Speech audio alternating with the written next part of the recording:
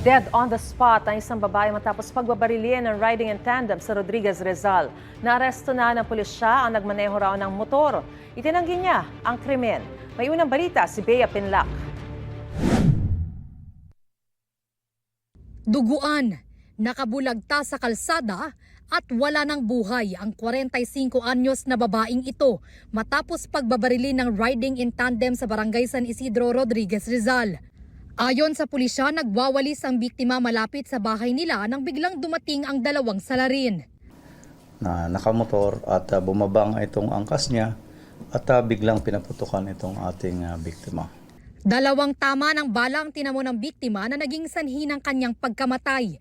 Ang pinag-ugatan umano ng krimen, away sa lupa ng magkapitbahay.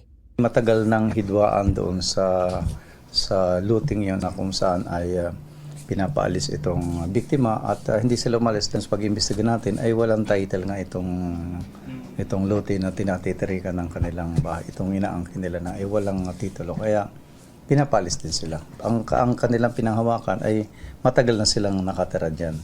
Ilang oras lang ang nakalipas na aresto ng pulisya ang isa sa mga suspect, ang senior citizen na itinuturong nagmaneho ng motor at kasabwat umano ng gunman. Yung rider ay talagang kinilala mismo ng ating witness, yung dalawang anak.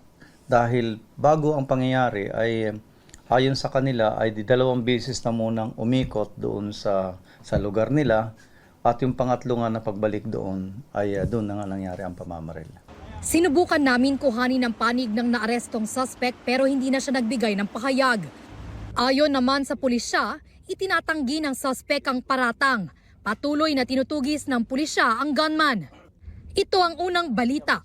Bea Pinlac para sa GMA Integrated News. Gusto mo bang mauna sa mga balita? Mag-subscribe na sa GMA Integrated News sa YouTube at tumutok sa unang balita.